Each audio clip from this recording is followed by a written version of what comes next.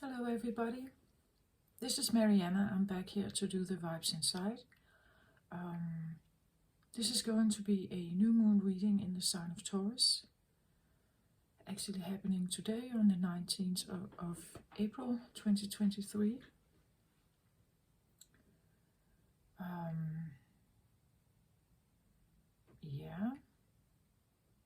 Entering Taurus season.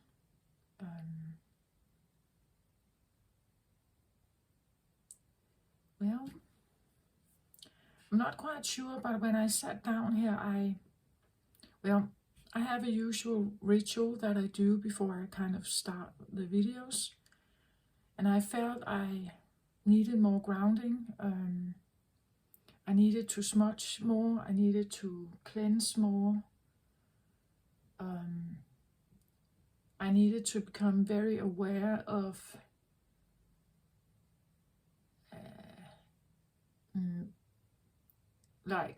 to become very aware of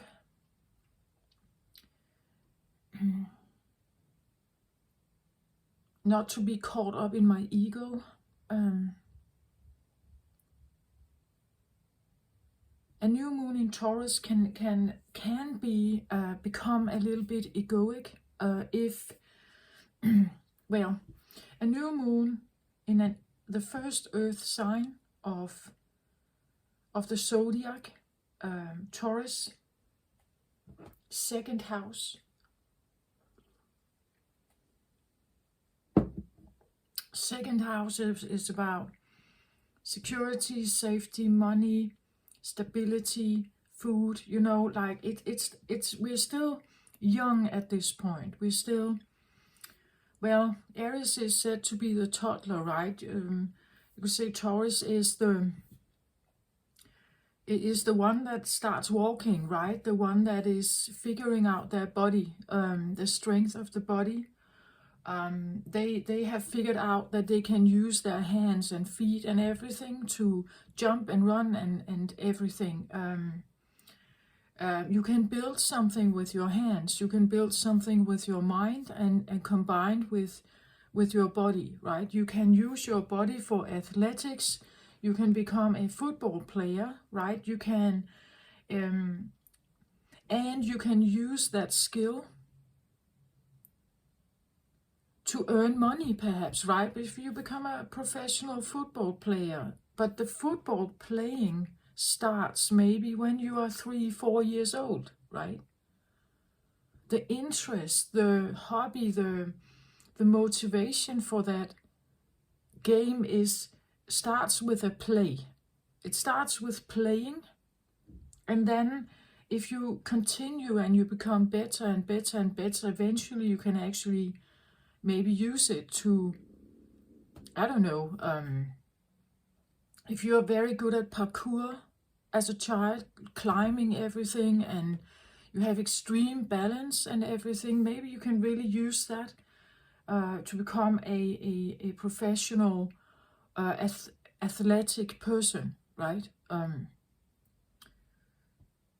I don't know exactly why I'm saying this. Maybe you are into at a young age into, you know, like everything mechanic, like engines, everything that roars like a car engine, bikes, motorbikes, cars, trucks, all kinds of machinery, right? And you start building a knowledge and an understanding. Maybe you are as fortunate to have a father who has a repair shop, and you can study that, right? You can really engage in it, and maybe you are allowed to, you know, like use your hands and get the knowledge of how to do that. And eventually you build that interest, that play, that original like magnetism, like you get yourself drawn to something that has your interest, right? And when you get yourself drawn to that, it's something that somehow mirrors something in you. That's why children get like interested in different stuff, right? They some young girls, they like dancing, and boys as well, right? Maybe you can take the dancing to the next level, right? Where you can become a professional dancer, or you can do music videos or something like that. But using your body, using a primal or young, playful interest to actually make a living later on in life, right? Maybe it's just something about remembering it, like remembering what that could be. Did you have an interest in when you were a child, perhaps, that you were drawn to? Did you have an interest that you really enjoyed? I don't know. It can be anything. Maybe you liked animals. Maybe you liked horses or dogs or something, and now you can become, I don't know, a horse whisperer, or a dog trainer, or someone who is into like preserving certain species or something like that. I don't know exactly why I'm saying this. It's just Taurus it's about security and safety, and maybe a certain element of prediction, like a predictable everyday life, because a young child still needs that, right? They still need that. So an environment, your home, perhaps your hometown, your environment, the friends you surround yourself with, that you feel kind of okay there, right? You feel safe there. You feel maybe it's about establishing a new, more safe environment. If you haven't been that safe, if it wasn't trustworthy, or you figured out, many people do actually when they are in a spiritual awakening process, that the people they have surrounded themselves with are maybe not the best social group when it comes to like support. Sometimes we realize that we are hanging out with a group that is just as messed up as we are ourselves, and therefore we keep staying there. We're still there somehow, right? That can be family as well. So if you want a new start, and new moons are perfect for new starts, right? This is where we can put out new manifestations. We can say goodbye to something old. And this is where the ego comes in, because the ego in my book, and you may not agree with this, but the ego in my book always is a protective mechanism. It's developed when we are very young. It starts developing when we are very young. It protects, so like the more core part of you, and it will remind you every time that you are trying something new, perhaps. It will remind you that, oh, but are you sure? You know what happened last time? You lost all your money, or you couldn't trust the person, or it was illegal, or I don't know, whatever it was the problem. So the ego will come up and tell you if you have experienced similar things before. And it will probably scare you a little bit and tell you, well, this is a bad choice. And it could be a bad choice. Of course, decipher whether there's some kind of truth in it or not. Do your research, especially now when we have Mercury retrograding. Starting in a few days, we are still in pre-shadow phase of Mercury retrograde, but it will station on the 21st, and then it will optically look as if it moves backwards. So that's why we have the retrograde experience.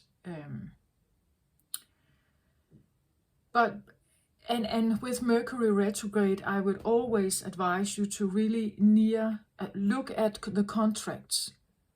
Make sure the contracts are all right. Read the small print. If you are making big, or you could say big investments, I wouldn't buy a house, for instance, or a new expensive car during Mercury retrograde, unless I have planned this for half a year and I have done all the research work, I have read all the contract, I know all details of everything, then I probably would do it. But I'm just saying that it's not necessarily the best time. Mercury is about our intellect, our perception, our mind, our voice. It corresponds with the throat chakra. It is about communication. Typically, Mercury retrograde can show us lack in communication. Mail is not delivered. Electronics and internet lack experiences. You have to reboot or restart. You can have like, let's say, one light bulb of your on your car is suddenly not working. Maybe you have a coffee machine that doesn't want to start. You know, there's a sense of like the connection or the communication is not between some electrical. That's especially where it's witnessed during retrogrades. This is where we're experiencing that the electrical circuit of something is not optimal. It can get out of tune. It's quite visible. Actually, if you can just talk with your friends and hear what they have to say.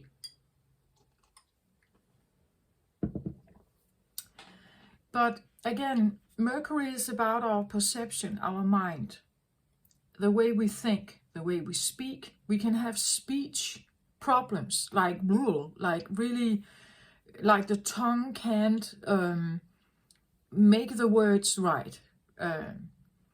Mercury retrogrades are known for introspection. Like you go a little bit within with your thoughts, you think back, you remember stuff. Maybe you meet people from the past. It reminds you of something. It can remind you, not necessarily because you have to re-engage with them, but it just reminds you of something. It may remind you of, and I just talked about this, the memory of the past, a playful memory thing from the past. What could that be? Maybe you meet an old friend and you suddenly talk about, do you remember the old days when we were climbing those trees, or we were fishing, or we were doing something? Do you remember that, right? And then suddenly you realize, oh yeah, I actually really enjoyed that. That was actually, I just felt so good there, right? That gave me so much peace, or it was playful and fun, and I had such a good time. So by heaven's mean, dive into some of that. Become a little more aware of something that because again, if it ignites the inner child, if it ignites the inner child to engage and be, invested in it, it's because it resonates deeply somehow with you. And again, take that how it resonates, but you can use that as an inspiration for maybe manifesting something new in your life. Let's say you want a new product, you want a new income stream, perhaps. You want a new job. You want a different a way of life again, and maybe a new environment, you want to live somewhere else. Maybe you would like, I don't know, anything actually, anything that can give stability, security, money, pension, something long term, something that is, well, it's here and now, but it's also, like to be depended on somehow, like you can depend on it somehow, like a child depends on their parents to be there, right? I'm kind of taken care of. That's to become a child that ventures into life and wants to explore and experience and climb and like become acquainted with themselves. It needs a certain element of safety, right? You can't have small toddlers climbing stairs without maybe a helping hand. Otherwise, they could fall down, right? And if they have that experience, it's this idea: oh, but I'm not safe here. I'm not safe here. I can't explore freely.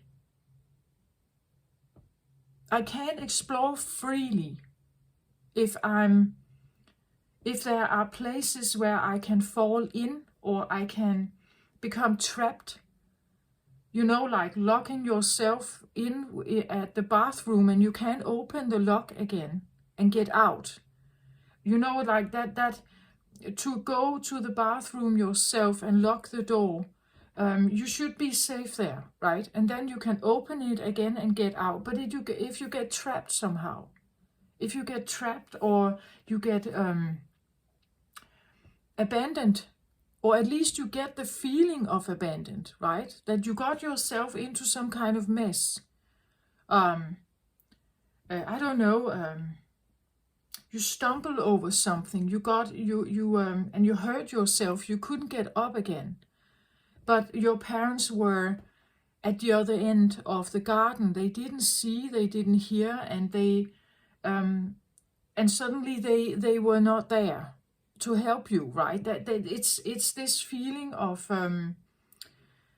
that if the environment I'm in is not supportive somehow, it can be it can be physical, as I said, with stairs. You can fall down the stairs and really hurt yourself. But you can also, it could be like mental abuse, right? That the support in the home is maybe abusive, like maybe you're told that you are nothing, that you can't amount to anything, that what you are doing has no worth, and so on. That would be a mental thing that is now embedded in your brain.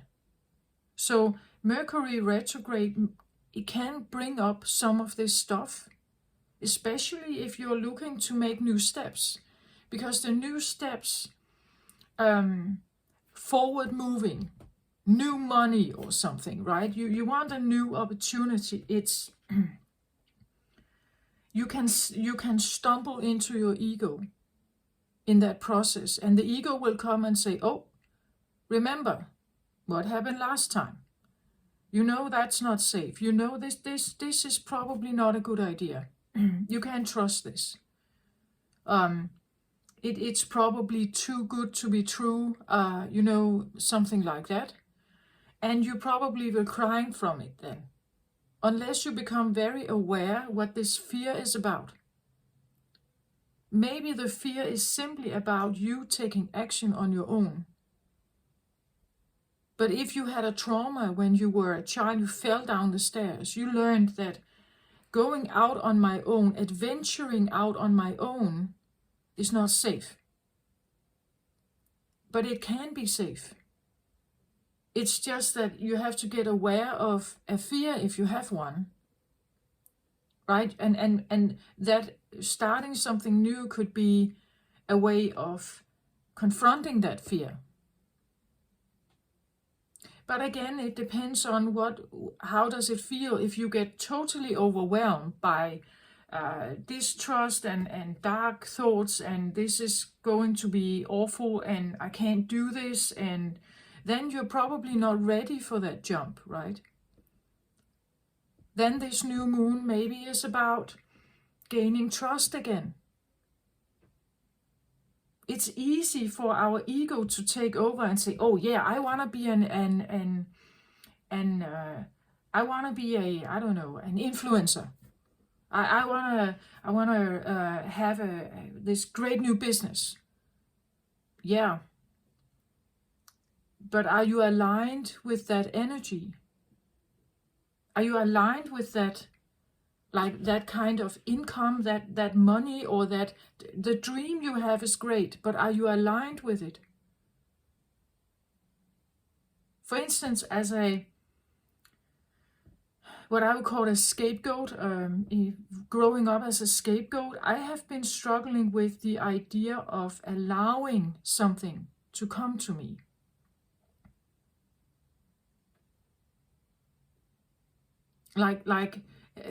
To be able to allow to receive something, allow for something to come towards me, not me chasing it all the time, but something allowing it to come to me, options, opportunities, the people that I need, perhaps, or the people that I would like to connect with.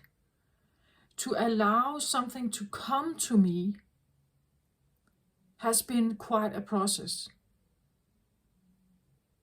It's something like, because then I have to put my guard down.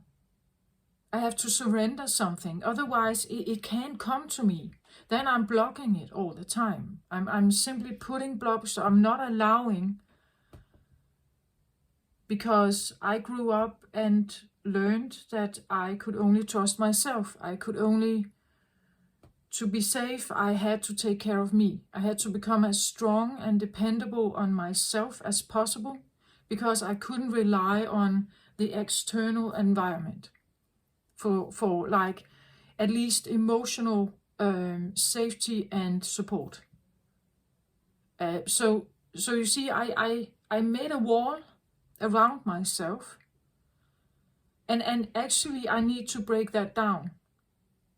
But in the wall, there inside here, I had no trust. I didn't believe that something out here could actually be for me, be beautiful and good. I had to like shelter myself here. And I had no trust. I didn't trust the world out here. So that became my approach, and it has been a subconscious approach for many, many years. And every time I tried to connect with something, it was a fight. I had to like really fight to get something here, because actually I was not allowing it. I didn't know consciously, but now I know consciously. And therefore, I have been working on the idea of trusting. Trusting that there is good out there. Trusting that it can come to me. Trusting that if I call for it, it is coming. But then I can't have my walls up, right? I need to somehow find ways to surrender to the options that may come towards me, the people that may come, and then I still have to use my discernment. Is this what I want?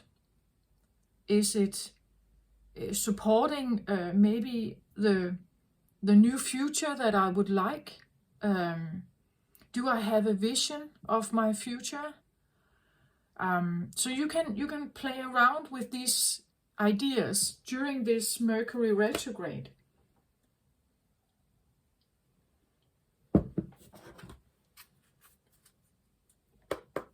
What kind of things are out of alignment in your life that you are actually not happy with? Are you often confronted with money problems? The feeling of like internally, like feeling the lack, worries. Are you struggling with something like that? If you are struggling with that, I would say it's, or not even, feeling safe in your home. Like the environment outside, maybe there's like criminal activities, and you're not feeling safe when you walk down the street.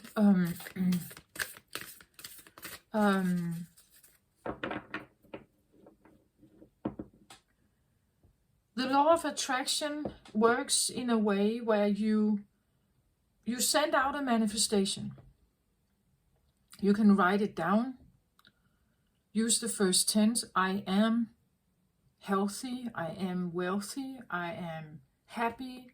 I am safe. I am, whatever you would like. But become aware of your ego, because you can easily write, I am a successful YouTuber, or I am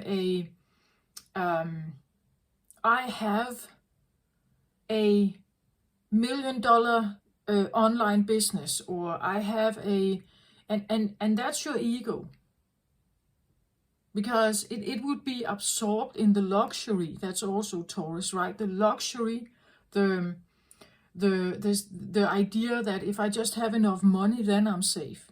But actually what you're looking for is safety, a predictable safety. So the money it's a means to an end, but actually what you are looking for is underneath that, right? So you can become caught up in your ego easily. Become aware of what is it actually that you're looking for. I have I have the most perfect husband. Maybe what you're looking for is an attentive partner, right? Maybe you're looking for a loving, attentive partner. It's not really the husband thing, right? It's what it is underneath it all. Become honest about that. And that could be your manifestation then. That underneath it all, you have a deeper desire, a deeper wish. It could be that you have, your manifestation talks about, I am trusting. I'm trusting the world and people around me, right? I'm learning to trust again, right? I'm pursuing that knowledge somehow. I'm pursuing what it feels like in the body to trust something, right? So become aware of that. You can be caught up in the ego easily here. What the ego wants. I have a perfect body. Is it really that? Or are you worried that if you don't have the body, you cannot attract the person into your life you want? Is the perfect body about health?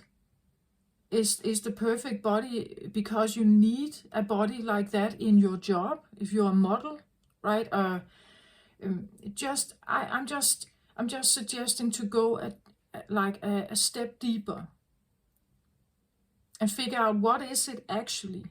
Is it health? Then maybe you should write, I'm healthy. I have a healthy body. Right? And then, because your manifestation, it's responding to what it is you're writing. So if you want a healthy body, you will probably be reminded, how do you get a healthy body?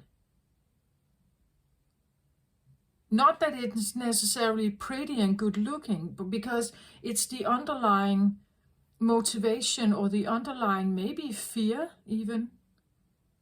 Or, if you are worried about your health, it would be more, I would say, that's the idea of Taurus. It is to eliminate the fears, right?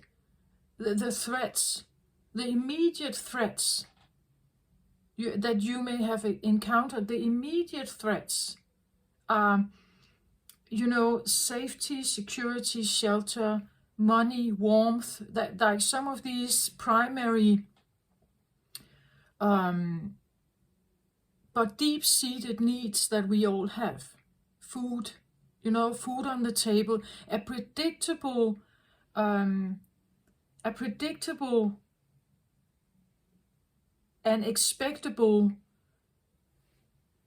stream of supply that you need to maintain the bodily experience, our life here. That's the first earth sign, right? In my book, it's about when we are children, it's about these things, but they are still there when we become adults, especially if we are suddenly threatened about it.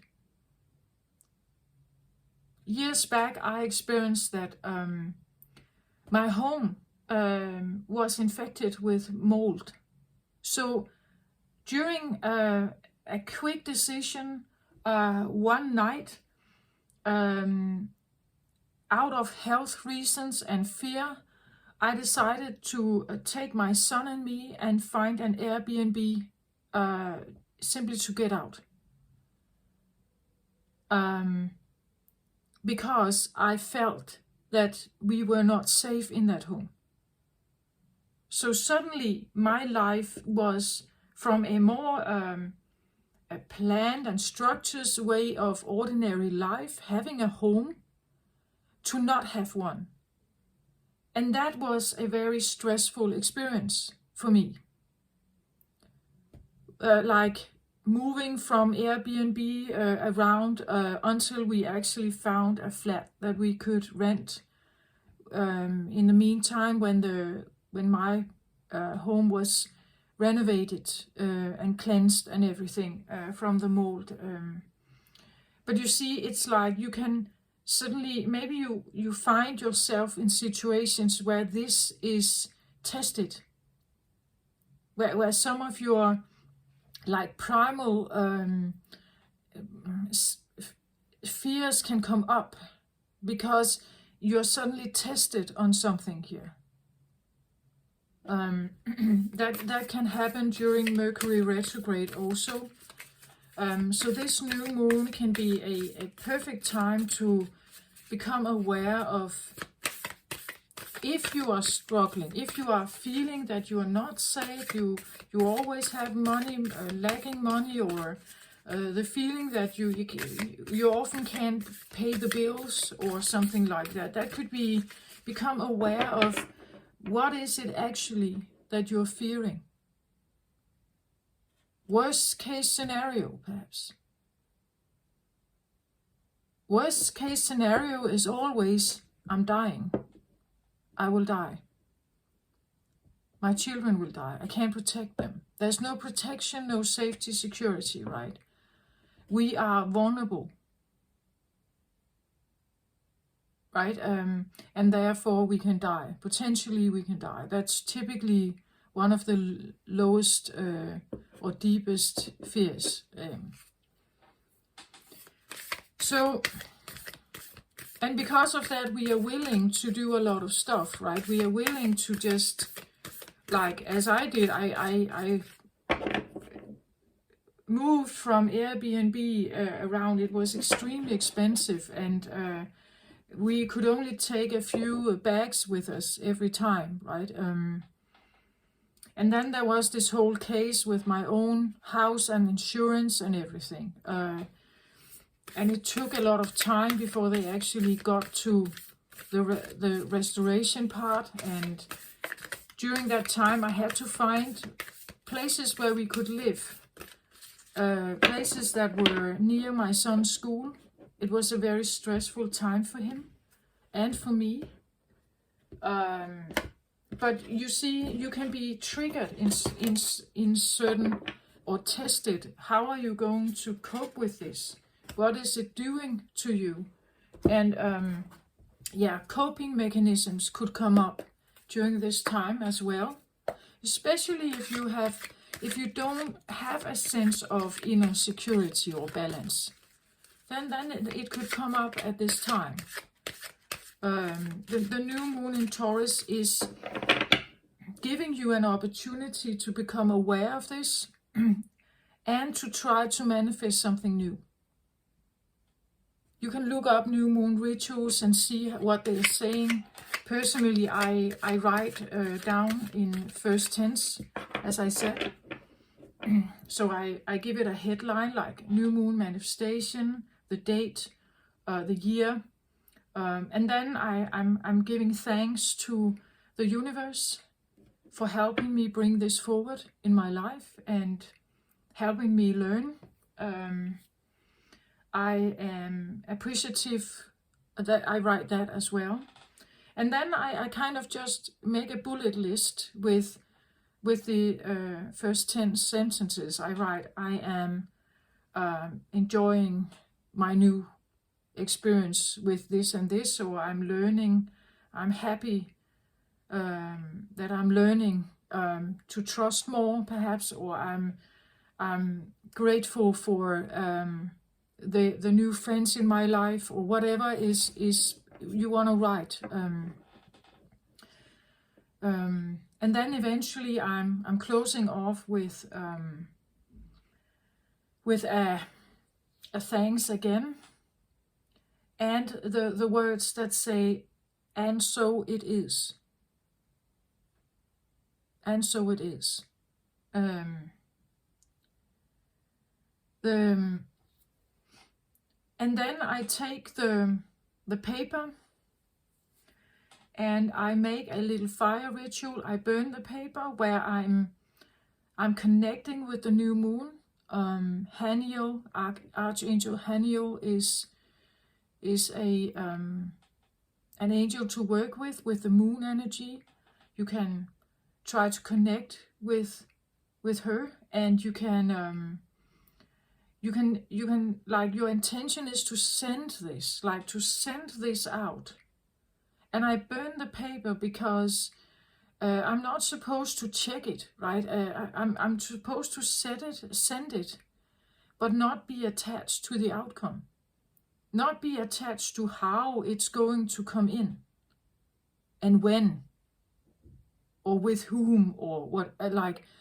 So I burn it so that I'm not supposed to like be, like hide it and then check out maybe a few months later. Oh, did I actually get what I asked for? No, you send it, and then you are trying to be open to receive the opportunities that the universe is trying to send to you.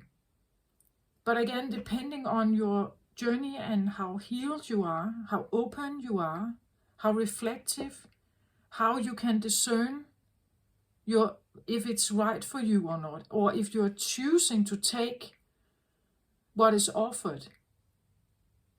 I think that many people are not taking what is offered because deep down they are lacking, like they don't trust it, right? Their inner gut feeling is saying no, right? The ego is protecting you from taking a new chance. I would never at this time advise you to go out and invest all your money in anything. Mercury retrograde. Don't do that. But you can do small things. You can do small things. In the beginning, with my personal journey here, I worked a lot on my thinking, a lot on my awareness about just having a little different way of thinking, allowing for a little more openness in the way I was thinking.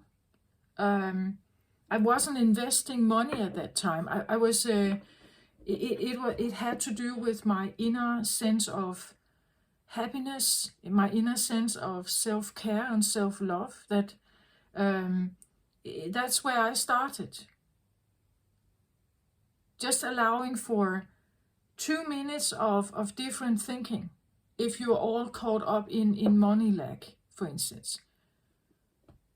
That you take just 2 minutes where you tell your mind that I'm convincing my mind now to think just that it is possible. It is possible to do this. I can do this. I will do this. I am capable, and so on. And then the next day you're doing the same. The next day maybe you're taking 3 minutes, right? The point is that what you focus on, you get more of. So if you're focusing on lack, you will have more lack. Because that's what you're sending out. The universe says, okay, she wants lack. Okay, we send her lack. We send her worry. We send her everything that she is sending out, she wants to have. It doesn't mean that it's a miracle thing. That then from one day to another, you are now open to everything and everything is just coming. No, if you're still having blocks, you will still have lack. It's up to you to understand, right? To understand that maybe there's something in you that is not allowing you to get what it is that you want. We want a lot of stuff. We want a lot of stuff, or we desire a lot of stuff. What is that saying? You're not getting what you want. You're not getting what you want. You get what you think you deserve. That's how it goes. You're not getting what you want. You get what you think you deserve, or what you feel you deserve.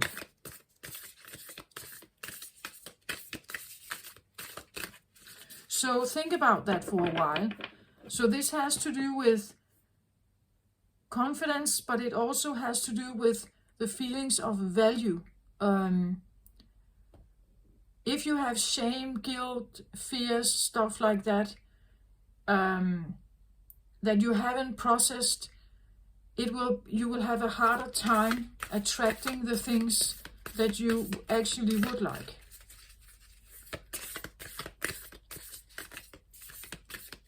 You are actually blocking your own happiness, you could say.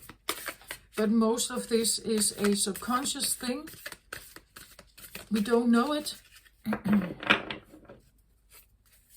We don't know it. And if you actually have an avoidant or an unsafe attachment style all the way back from childhood, it's even harder to break that chain of codependency and like the lack of trusting in yourself. Again, because the ego can easily take over and say, but I do trust myself. I am capable. I can do this. But there is a reason why you haven't achieved it, isn't there? I had to face that myself. I'm still facing it. It's an ongoing process of being very honest with myself and very, like, understanding.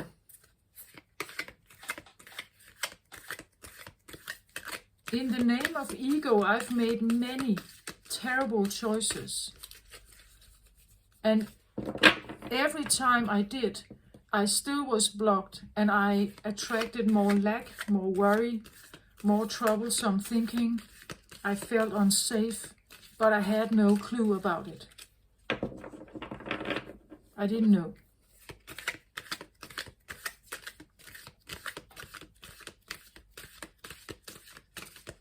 I realized how many times I put myself in terrible situations. I thought, ego-wise, I thought these were opportunities I could get maybe a better job or a better salary, but deep down it was fueled by lack and fear. And what happened? I got overworked and stressed. I collapsed. So did it help me? Nope, it didn't.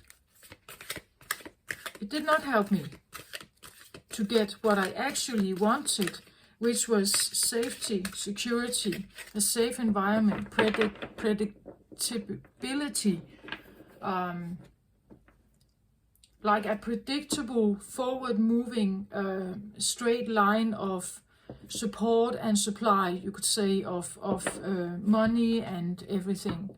I didn't get it. I didn't get that. I actually just got more trouble, you could say, or more inconsistency. And I collapsed in the process. As I said, I had to fight for everything. I had to fight fight against my own blocks, right? So I wanted something to come to me while I had my block up.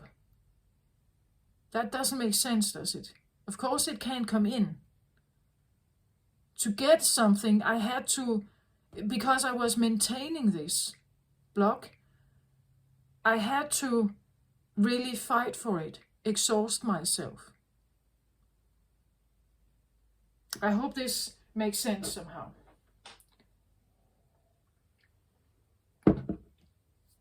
I still have certain blocks up. I'm quite sure about that, but I'm becoming more and more aware about this. And I'm trying to kind of just open the door, right? Okay. So now I have 4 cards on the table from new decks. If you haven't seen any of my readings before, I'm just showing you what kind of decks they are. But then I'm going to see what the new moon is maybe bringing here. What new things to focus on, maybe. It's important to not get stuck in the sad feelings, I want to say, during Mercury retrograde. Really just, if you get a memory of a beautiful child, like hobby or something, note that. That could be significant. But otherwise, I would say it's not the lack that we want to focus on with the new moon.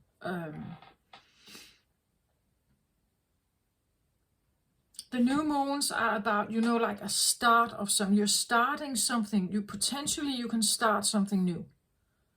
You can put the manifestations out there. You can start something new. Or at least you're asking the universe to help you with that.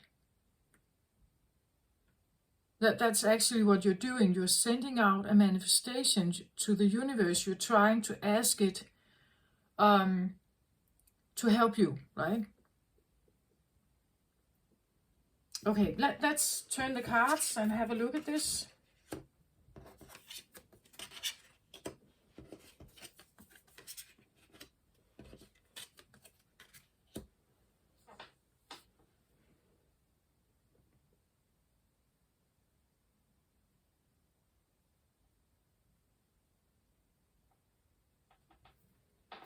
Yeah, so I'm going to just turn the cards and so that you can see them better.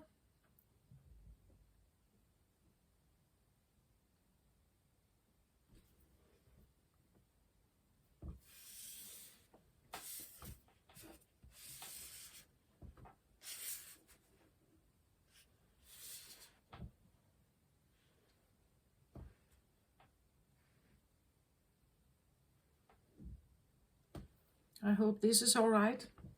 So from the Lemurian deck here, Beyond Lemuria, if you're interested in what kind of cards they are, I like them because they have these blue people and they remind me of the Avatar film and this entire like Avatar realm, magic colors and the connectedness with the tree of life and their dragons and so on. It's a magical place, a very yin-oriented, high-vibrational place, Lemuria here. And I just felt that it somehow talked to me, and that's why I chose the deck. So the first card out says shine your light. That's a very beautiful statement. Don't be afraid to shine that light. I want to say, don't be afraid to show who you are. But somehow I get the feeling that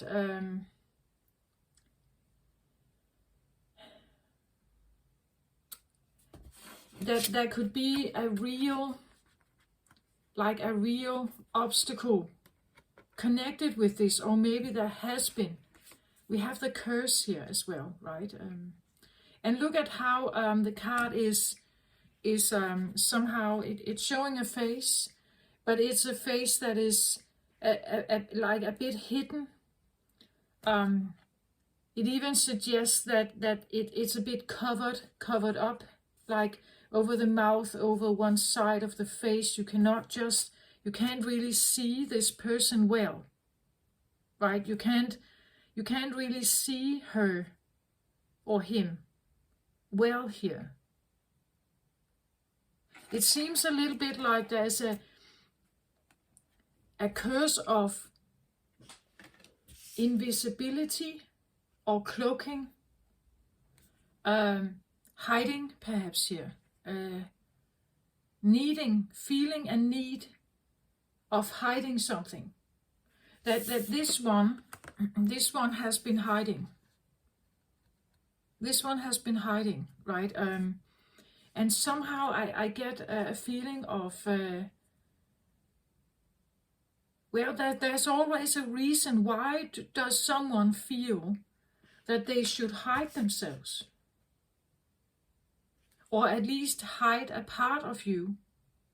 Hide who you truly are, what you are, maybe.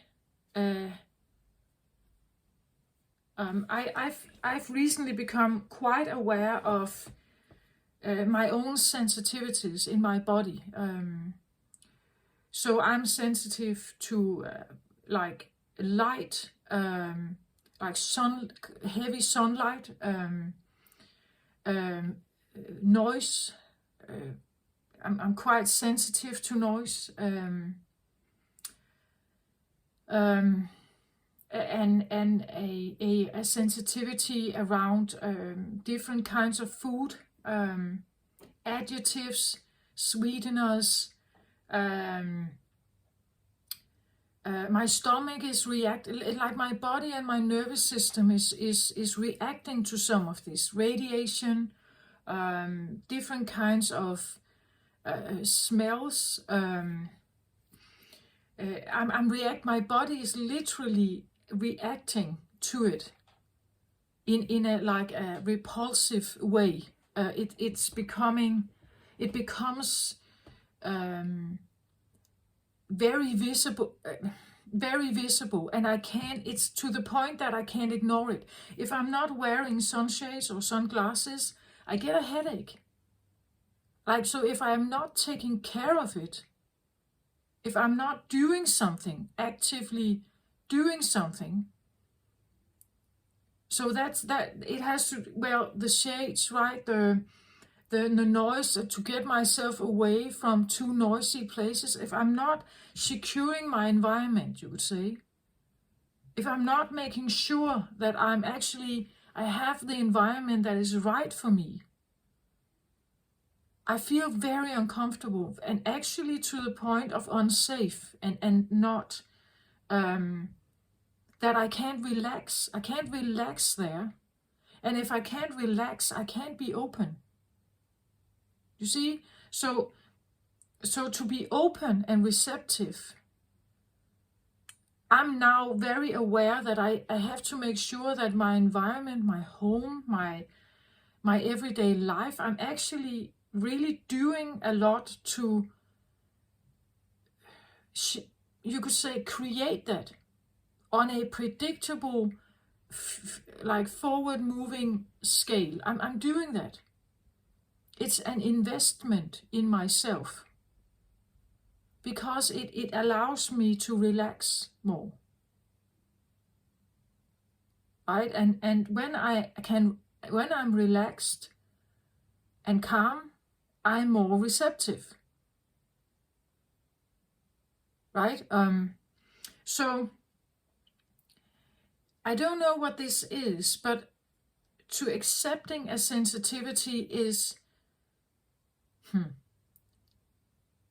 and also speaking it. So I'm speaking it now, right? I'm speaking, this is not right for me. This is not right for me. This is not right for me. I'm not taking care of myself. If I put myself there, I'm not taking care of myself. But embracing that kind of sensitivity can open up channels, of course, psychic channels, and that's all great. But in this more yang and masculine dominated world, it's actually not a very, maybe not a very, you could say, a good thing, because it has no value. It doesn't really have value, right? I'm supposed to be an active, strong, you could see more masculine person. I have to be able to work and sustain myself in different environments. I have to be able to endure the pressure of, stress or whatever is coming up. I have to do that.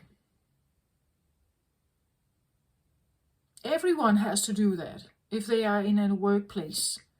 The pressure from the workload, maybe pressure from colleagues or peers, maybe economical pressure, we all have to somehow be able to cope with all of this that's around us. The commuting on the highway, right? You have to, and you, if you feel like you're late, like the stress that can build, all this stuff, it's part of, it's expected that you can somehow cope with this. But maybe I have never been able to. I learned that I should be able to.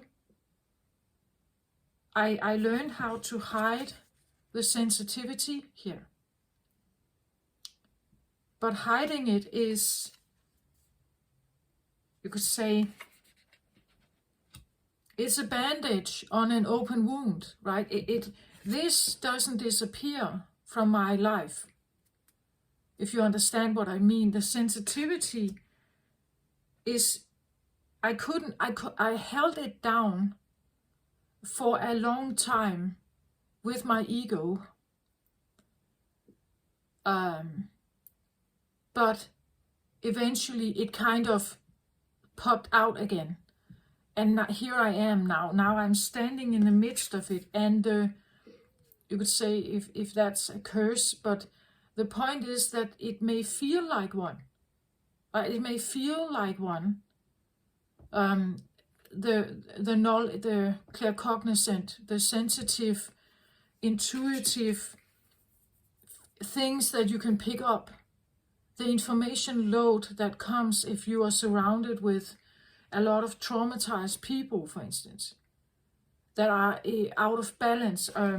In my case, that's what it can feel a bit like a curse, right? That you can tap in to the energy field and get a storyline, or you can get some information.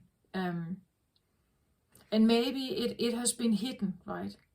Or my ego has tried to repress it, because it's overwhelming sometimes. It can become a little bit too much information sometimes. But to balance this, I figured out that I have to take the responsibility. If I want both, if I want this to come out, if I want it to be seen here, known, maybe used, like for a business or something. If I wanted to settle down as a clairvoyant, for instance, or a clairsentient person, I needed to I could build maybe a business or something, right? But then I would shine that light. I would really need to use it. I would really need to stand in that and embrace that I am that kind of person. Embrace the sensitivities. I had to really own that. But when I do that, and I tell openly, as I do here to you now, I tell that, well, I am someone who can pick up energies by just someone walking just by me on the pavement. I pick up information about them. And if they are having a bad day, I can feel it, right? Even though they are not expressing much, I can feel it easily. But if I told that to anyone, they could use it, right? Well, they could every day they could, say bad stuff to me. They could fill me up. As I've said earlier, when I was a child, I felt like, or at least now I'm resonating, that it was a bit like I was an emotional dustbin. That all other people's trouble kind of got embedded in my energy system, right? That somehow I took it on. It became like a rucksack. I was carrying a lot of stuff from other people in my energy field, which I'm clearing on a regular basis. But at that time, I didn't know. I had no tools, nobody to guide me, nobody knew about something like that. Maybe my mother did, but she was very closed off. She was a 4-planet Cancer, so she had to be very sensitive as well, but she was absolutely closed off. And I managed to somehow keep a door open, but it's,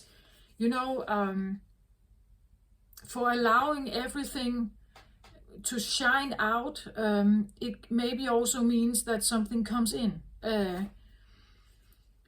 So shining that light is beautiful, of course. But I get it that it seems like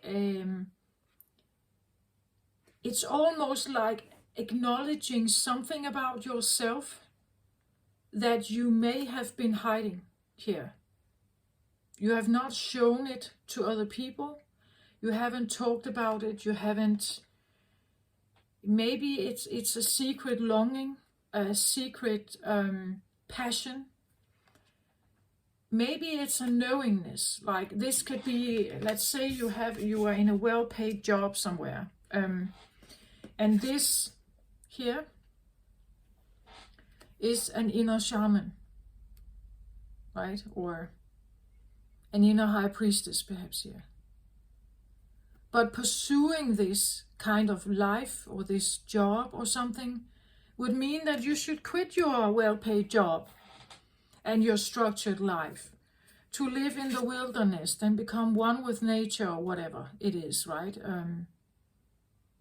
It's accepting that you are actually a healer or something. That kind of thing is, maybe it's up for debate here, right? Again, being a healer in that sense, as I said, I feel like I am a healer, but I can take on so much trouble and burden that it actually hurts me. That she cannot breathe, right? She cannot breathe. If I take on too much, she can't breathe, this one. So shining that light is great, yeah. Of course it is. And I would say, if you really feel like you know what this is, shine that light, right? We have the goddess of the moon here as well. So the goddess of the moon, yeah, okay, maybe I should just show you. The curse card here comes from the Mystical Shaman Oracle. It operates with symbols. So the curse Well, it's not that you necessarily are cursed, like literally the universe cursed you or something. It may feel like one, right? It may feel like one. It may feel the curse here could be the feeling of a chain, like you've been chained to something. As I said, chained to codependency, maybe, chained to something that you couldn't break free from, or it's kind of embedded in you somehow. I have the Five of Gabriel here, Five of Wands. We would say it comes from the Archangel Power Tarot cards here. So this is Gabriel. A challenge you can resolve. Withdraw from the drama of others. Have patience with yourself and those around you. So that could be a theme of feeling that you are drawn, that the chain or something here is that you are drawn into other people's, you could say, problems. Five of Wands is it's the feeling that you are of what I would call childhood trauma. It can be the struggle of childhood. Five of Wands, more ordinary or original cards, they show 5 young boys that are fighting with sticks, and eventually, you know, like boys can get themselves into all kinds of play, but and maybe they figured out to have a little fighting with these wands there, right? That's an original play before you become a knight, for instance, right? So maybe the playing with each other could start out as a fun play, but if you actually hit each other with these wands here, it could really hurt, right? It could, and you could get bruised and everything, and even to the point where you had to surrender, right, to someone else because they were stronger, faster, or something. So there could be a feeling of like defeat, maybe here, that once you were defeated by someone else, or at least you were caught in some kind of trouble or drama from another person or others here. And the feeling of kind of being chained to that without any way of breaking that chain. And I'm just saying that I believe that shine your light here could be something like you become very aware when this shows up in your life. When is this showing up where you see yourself hide? Where you see yourself maybe not communicating, but knowing, right? Because as in my case, my senses are open. So it means that I'm picking it up no matter what. Maybe you're just not saying anything here, right? Maybe you're not saying anything. Maybe this talks about actually saying something. Actually putting up the boundaries and say, yeah, I want to shine my light, but if I'm safe, right? If I'm safe, I can shine this light. But when I'm here, surrounded by people that I'm maybe creating drama or heaviness in my life, where I felt defeated or something, where I feel like I can't trust, where there's fighting, where there's criticism, where there's no real support, this is where I become numb or mute, right? I'm not saying anything. Because if I would say something, I could get myself in even more trouble, right?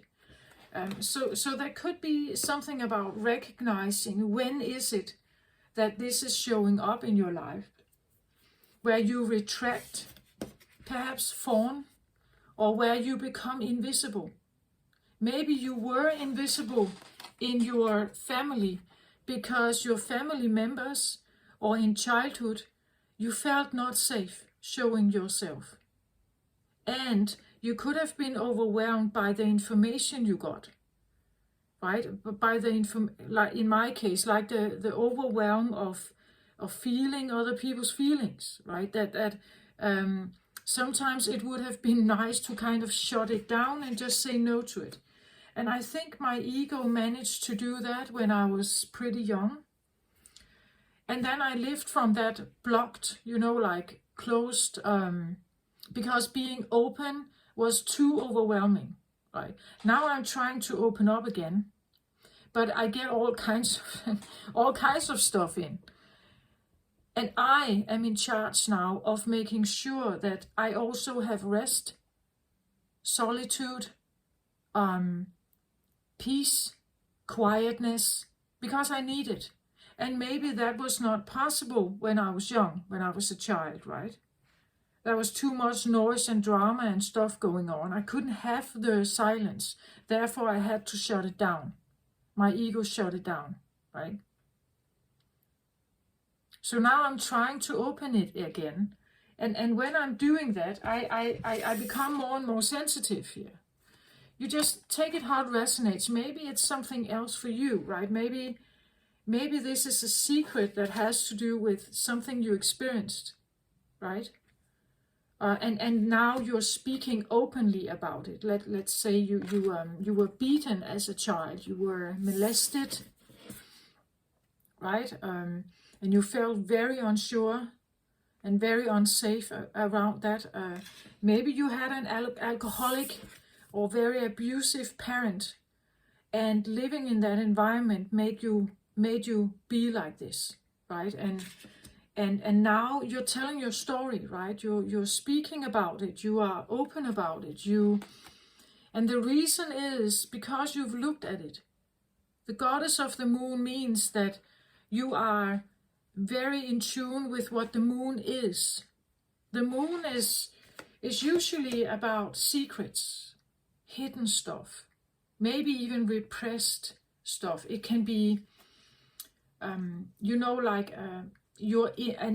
a secret inner world that you have. It can be the illusions in your life, the fantasies in your life, the dreams in your life. But when it's moon, it's typically maybe not known, or I would say the goddess of the moon, she knows. Like, she's a bit of a high priestess here. She's very aware of her shadow side, perhaps. She has done the shadow work. She's looking quite at it. She's juggling it. She's quite aware of the moon mechanics, how it applies in the world. So this is, you could say, these two go together, right? She has had a very deep dialogue with this one. Why are you hiding, right? She has listened to the story of this one, the fears, or the obstacles that it makes this one hide, or chained, or what this is, codependent, or afraid here. She has listened to it all, right? And she is helping, like, to bring it up, to bring it out, or up into your consciousness, so you become aware of this, right? And you are, every time something like that could come up, you are not afraid, you're not running from it, you're not becoming you're not becoming fearful and frightened and running from it. You're actually asking, okay, now you are here again, right? You're here again now. What is it that you haven't told me yet here? Why are you still hiding? Because we have been talking about this before, and that can be another thing about Mercury retrograde, that even though you thought, but I have addressed this, we have talked about this, I thought I had cleared this somehow. If it comes up again, you probably haven't. There's still something here. Even though you are aware of, you could say, the theme of something, or you are aware of certain circumstances or certain people that have influenced you, if it comes up again, you probably haven't quite addressed it fully yet, or you haven't cleared it. There may be still something trapped in the body, some feelings that need to be released or healed, transmuted. So shine your light, I want to say, could be like speaking about it, speaking up. Maybe you write a book about it, and that book is your own therapy, right? It becomes a therapeutic thing to be honest, right? To finally speak up about something here. Well, I have this YouTube channel, and I have talked about, in my case, my family has been, from others looking in, it probably looked like an ordinary mid-class, okay, happy family, I guess. But from the inside, it was a very unsafe place for me. And there was a lot of drama between my parents, and it was a very selfish, arrogant, very self-absorbed and self-sabotaging environment. And I had a hard time finding out my role there. So as the youngest child, I became more like the scapegoat. And with a very open intuition, I picked up all kinds of stuff. And in that way, I also knew the secrets, right? I knew when they were lying. I knew when they were saying, yeah, everything is fine, dear. And I could feel that they were angry or everything was very tumultuous. I knew that it was wrong, right? I knew it was wrong, but they were saying the other thing. They were convincing me that everything was all right. So there is this dissonance in the messages, right? And that became my normal. And it became subconsciously embedded in me and my normal. And so my antennas were off, you could say. Well, maybe my antennas were not off, but I didn't trust them because they told me, right, that, yeah, but everything is fine. Nothing is wrong. Even though all my antennas were beep, beep, beep, something is wrong here, right? But I learned not to trust them, right? And now I'm kind of trying to reverse the process. And in that, I have discovered that my family environment was actually a very unsafe place for me, with very little understanding about who I actually am, or what I am, how I experience the world, right? So shine your light here can be anything, right? I just feel like it's something that has to do with coming out of the shadow, right? This could be, let's say you are a homosexual, and that's what you have been carrying here, and that has been a struggle when growing up, or in your family. It was maybe not at all accepted due to religion or something, right? But now you're maybe embracing, I want to be able to be safe even when I tell people that I'm homosexual, right? I want to own that this is me, this is who I am, right? Maybe this is that you are actually, let's say you grow up in a very Catholic environment here, and you are constantly, fed with the prayers and the religious beliefs about something, but actually you feel it like a curse because you don't identify with it, but you can't speak it, right? It could be that you feel and feeling chained to that, right? And then when you actually, maybe you move to another city far away from your family, right? And you join You join a Buddhist society maybe, because this is where you feel you are, that this is who you are, right? So take it how it resonates. It just feel like to shine that light, you really have to become that goddess of the moon here, or god of the moon, right? To embrace that if something comes up that wants to limit you, it's simply because something held you back at one point. And it may have felt like an unbreakable curse in you, around you, with you. But I want to say it's not an unbreakable thing. It may come up, but you simply have to become aware, where does it stem from? And is it true? Like, is it really true? What if it isn't true? Like, I had to do that. I had to advocate. I had to create a voice in me that was my best advocate. Every time a fear came up, that advocate voice tried to, like shed new light on the situation. But what if you didn't know all? What if you were never given the opportunity to change that?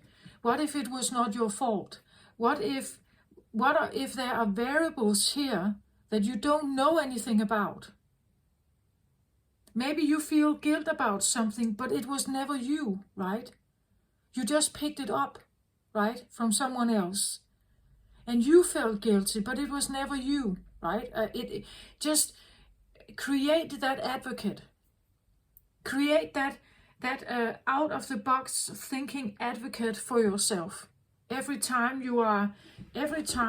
the goddess here, you would say the goddess would be your advocate, right? She would stand here and she would say, okay, so you have faced something here and you're hiding. If you want to get out of hiding, and you do because it feels like a curse, so you don't want to be in hiding. That's why it feels like a curse, that you can't come out, but you want to.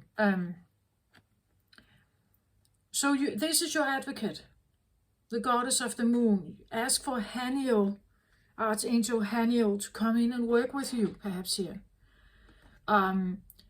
She, or your inner advocate here, can help you overcome some of the reasons why you're still hiding, why you're still not trusting. There could be a big trust issue here and value issue, that you don't feel that you're worthy, that you're worthy of having a change, that you're worthy of that. If you don't feel worthy, it can't come to you. You're blocking it, right? So work with some of these underlying, and be aware of your ego, right? Work with the underlying fears or limitations that you may feel here that has to do with this situation here. So let's have a look at the underlying energy for the cards for this new moon in Taurus. Why are they here? Why are these cards here? So there is a driver with the moon. The moon is providing a driver that is supposed to change something here, or there's a potential for you to grab it. Many people don't. They live subconsciously. But if you grab it and you make your new moon ritual, you send it off to the universe, and then you are maybe implementing small steps on the way towards health or trust or something. Maybe you see a great video that inspires you to do something. Maybe you meet a person that suddenly offers you a lot of, like, they present you with a lot of trust, and you become kind of, whoa, can someone actually be like that? Are they actually like that? And maybe you have a conversation with them about it, right? And you see how, maybe you are presented with how they see the world because they trust. And you're kind of just, wow, I want to be like that, right? I want to trust. I want to be able to be like that, right? So just we have a look at it. So underlying energy for the shine your light here, I get the driver for this is a third eye chakra, pineal gland opening. So there could be, and this again is third eye, is in the midst of your, between your eyebrows, in your forehead. So third eye chakra is, a higher perspective of who you are. Connect with your higher self, I want to say. A higher self, sense of memory maybe could be coming in. And maybe also illuminating something about you, right? And what you actually like, who you are, and what is right for you. So third eye could be a download, like a feeling of recognizing, seeing. Third eye could be visible, like clairvoyance. There could be memories here that inspire you to step into this light here, step into and owning it, right? Instead of hiding yourself here. But again, depending on what it is that you are here, what kind of healer you are, I want to say.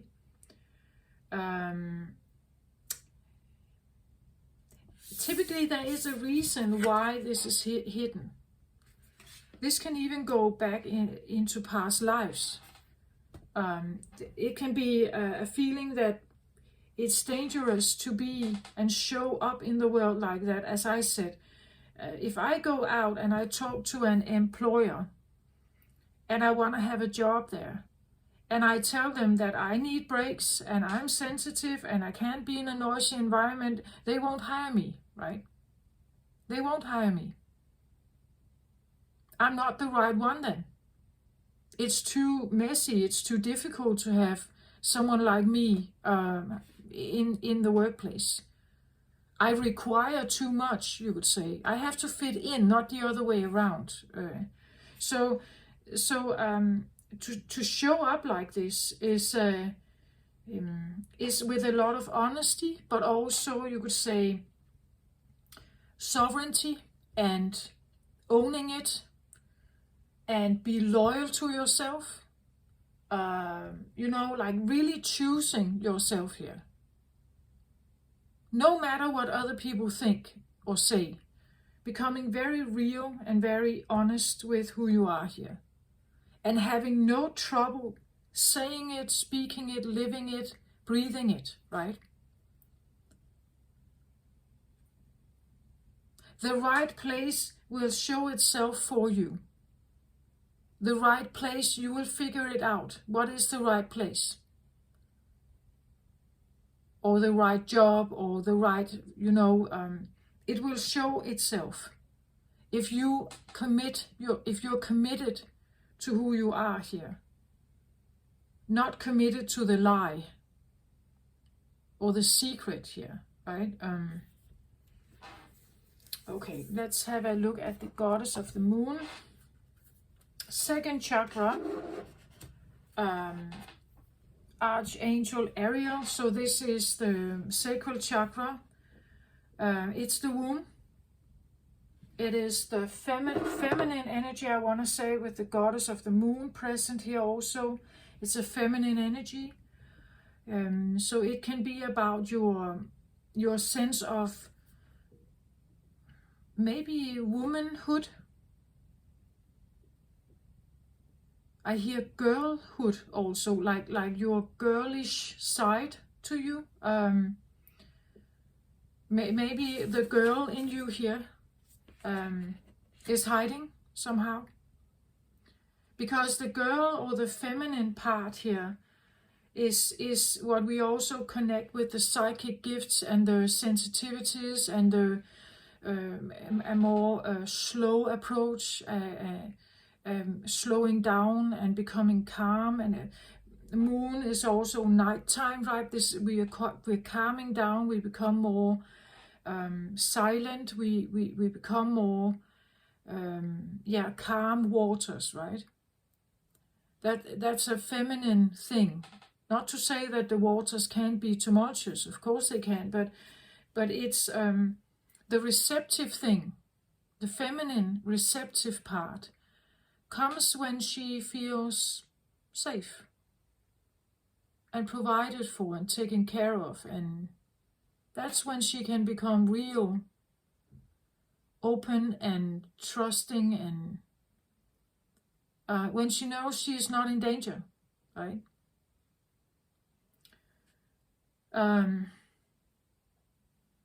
So there's a part here that has to do with the feminine energy and the new age. We talk about new age in Aquarius.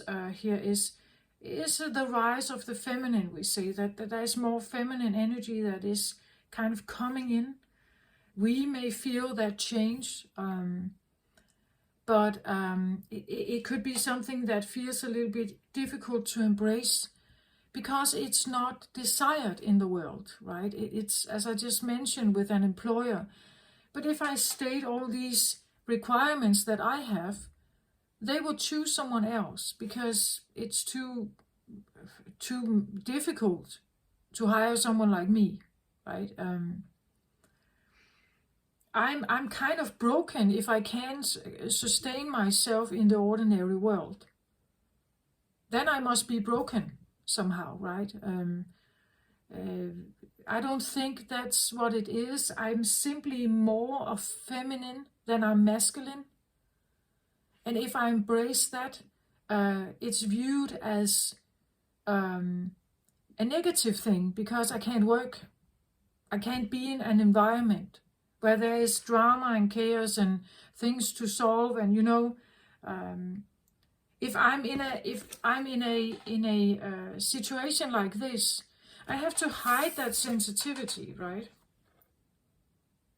Or I have been doing that.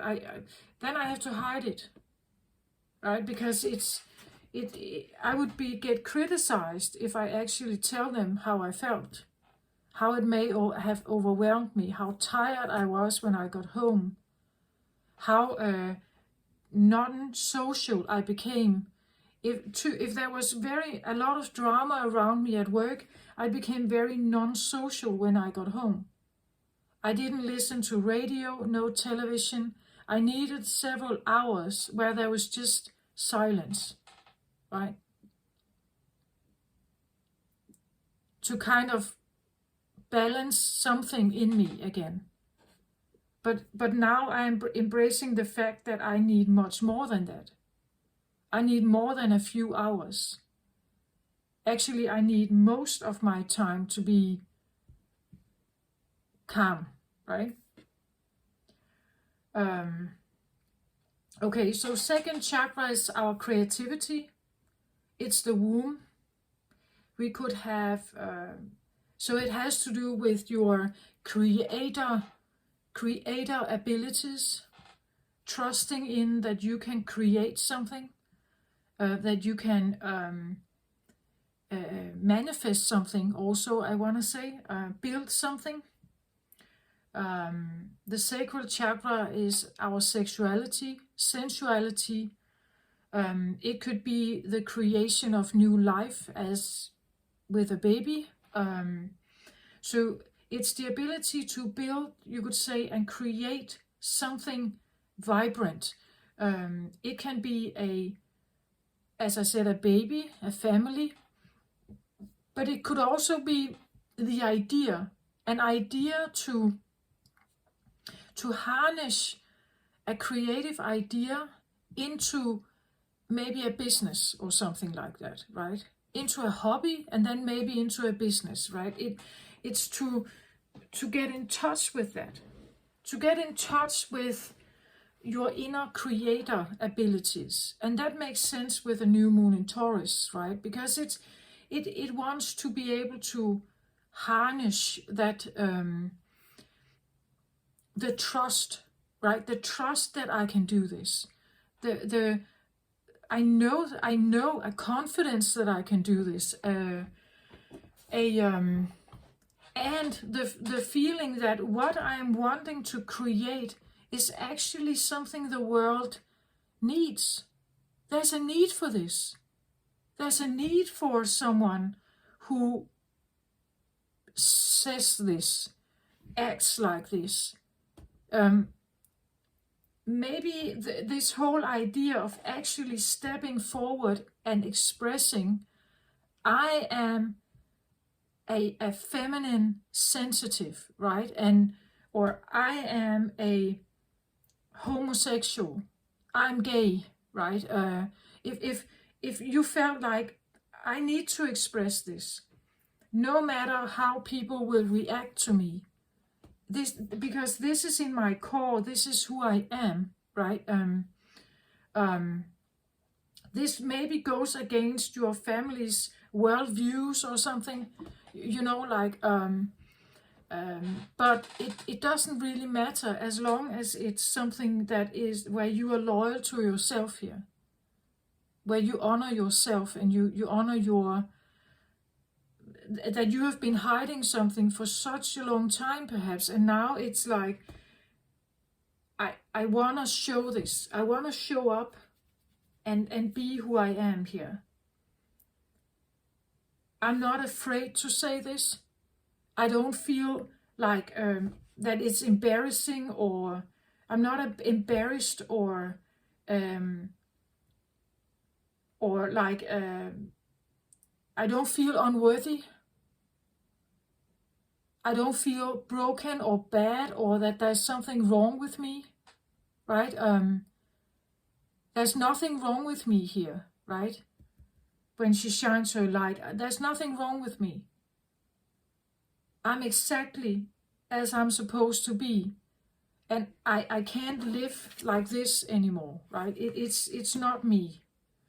So stepping out of something that is not for you is what you, and really speaking it, saying, no, I'm not coming to dinner on Saturday. I need peace and silence. Or, no, I'm choosing my new friends because I belong to this group or this new religious group, or I'm changing my occupation because this, what I've been doing here, is not right for me.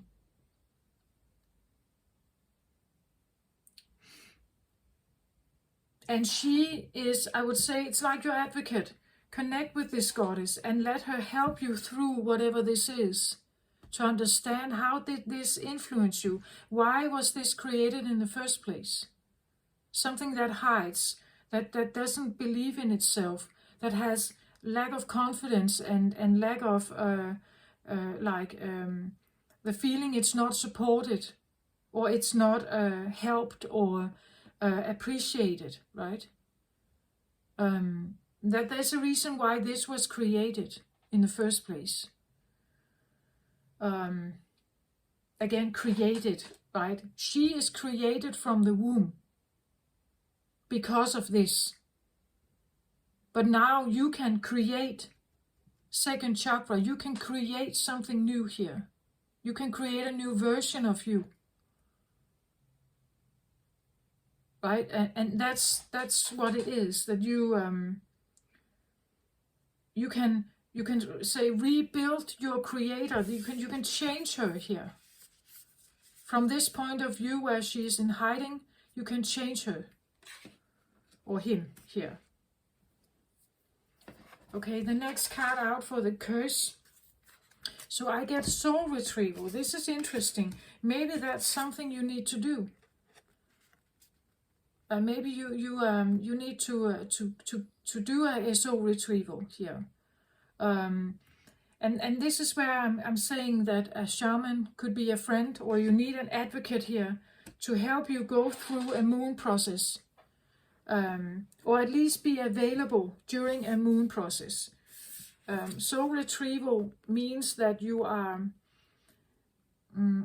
calling back parts of a fragmented soul that was once split up here due to some kind of trauma. If something becomes too overwhelming, there is a belief in the shamanic Indian world that the soul can split itself up and fragment itself if something becomes too overwhelming for the body, for the mind, for the soul, whatever you have experienced here. And from that point on, you live with a fragmented soul where only parts of the soul is there. The rest is still out in the ether. But you can call them back, parts of it. You can call it back, and it's interesting how there is a puzzle here, right? That it could be the feeling that you need to rebuild your soul as a puzzle, needing to retrieve parts of your soul step by step. Not all at once, that would be too much, but step by step retrieving parts of it so that you get to know more and more about who you actually are. Because when you live with a fragmented soul, you are not really in touch with your soul. It's difficult to hear and get a good, like a good healed message from it. And it means then that you live primarily from your ego, fear-based ego. So soul retrieval could be a good thing here. And please connect with a shaman. Make sure that the environment is safe, that you trust that person. And then again, you have to allow for it. You have to allow that person to help you. Maybe that's why the goddess of the moon is here as well. It's an advocate, right?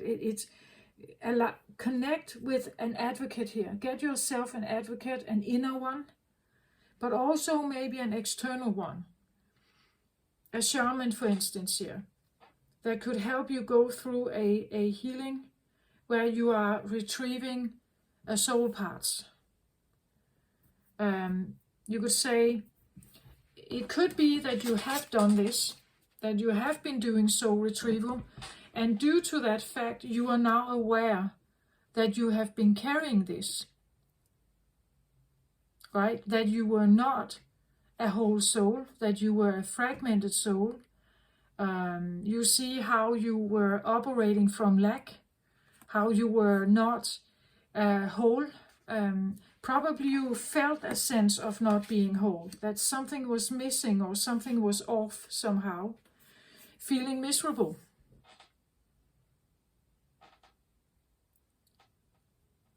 And even though your ego tried to do everything it could, there was always a sense of feeling that you lost something, or an inner feeling of disruption somehow.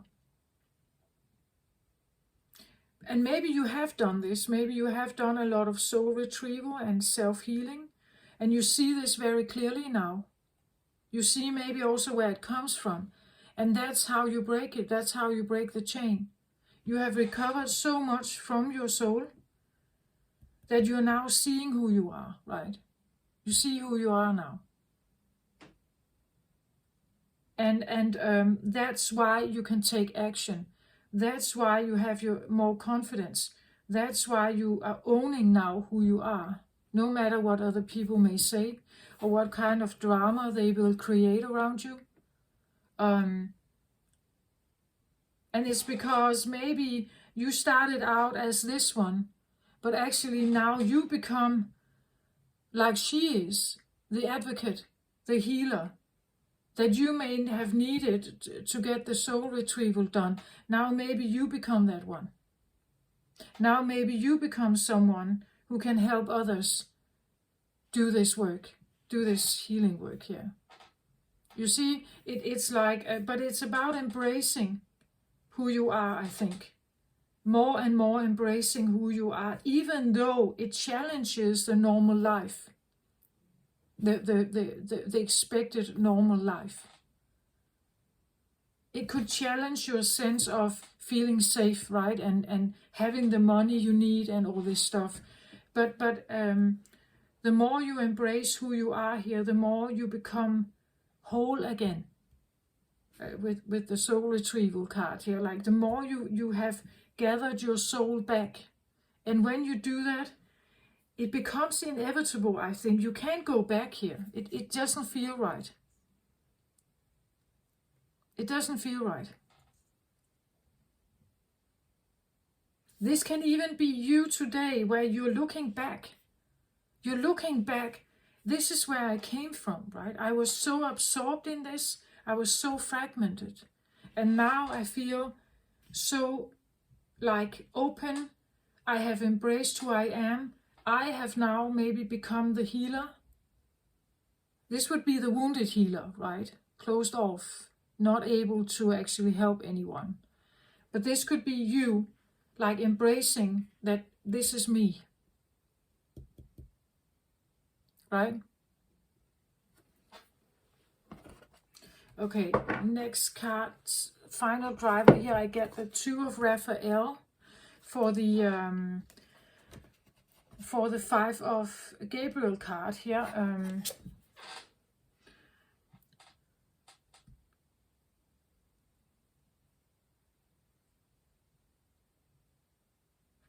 It says here 2 of Raphael, 2 hearts dedicated to creating something wonderful. Kindred spirits, don't give up on those you love here. So it would be a 2 of Pentacle card in ordinary tarot.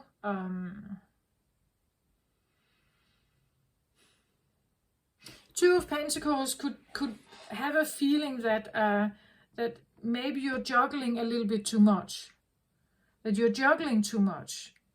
And that would make sense when you pair it with the 5 of Gabriel here. If you have 2 people that are working together, it doesn't matter that they are working, both of them, that they are juggling a pentacle themselves.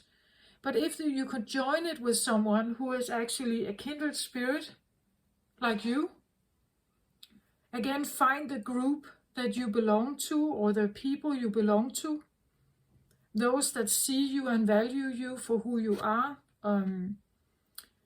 then you can create something great here. But here it may seem that you may have hoped for that. Right? You may have hoped for that when you were engaging here, that you were a part of a kindred spirit group here, that you were a part of this, but I just see it as you were not. It doesn't mean that you have to give up on those you love. It just means that you don't have to get absorbed in it. Because when you do, you're right back here. You can find yourself ending up here and having those feelings again here, right?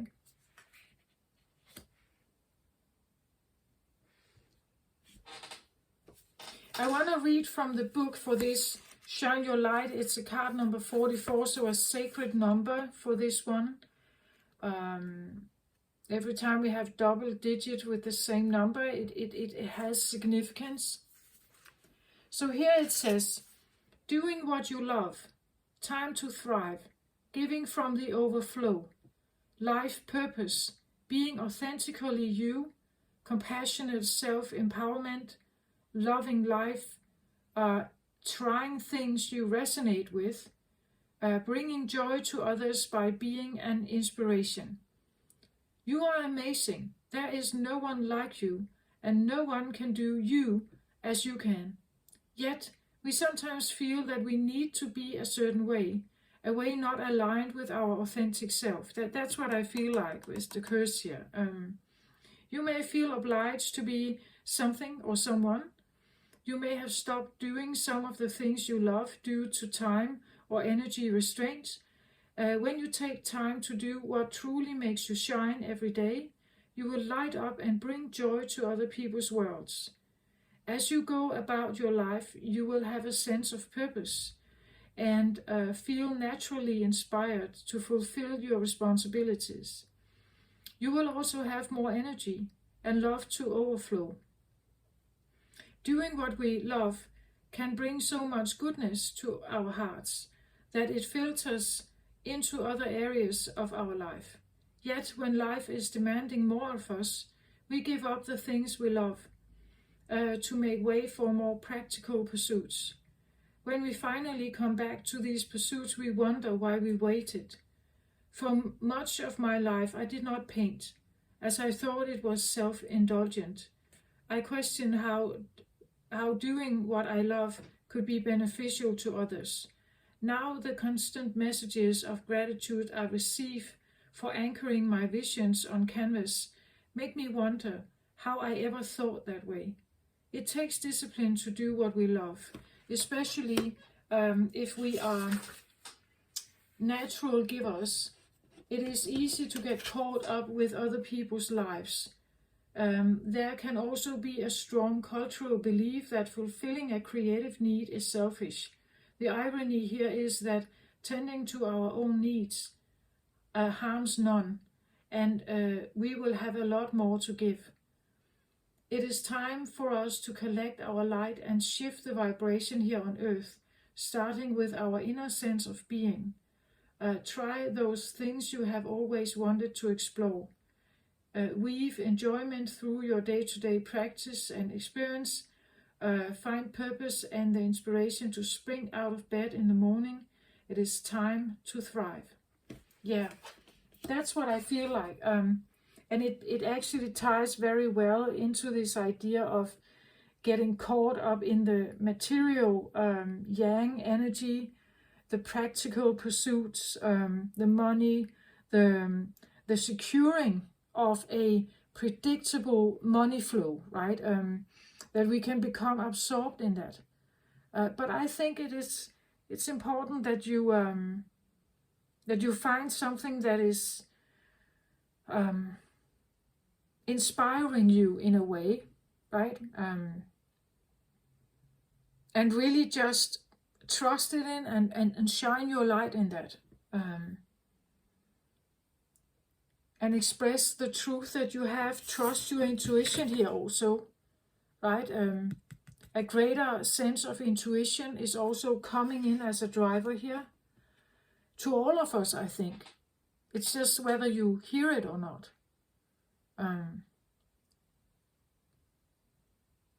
Yeah, that's what I feel like.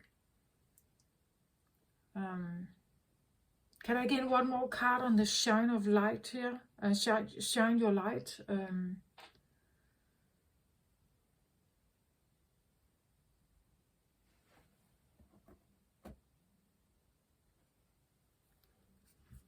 So I get beauty way here.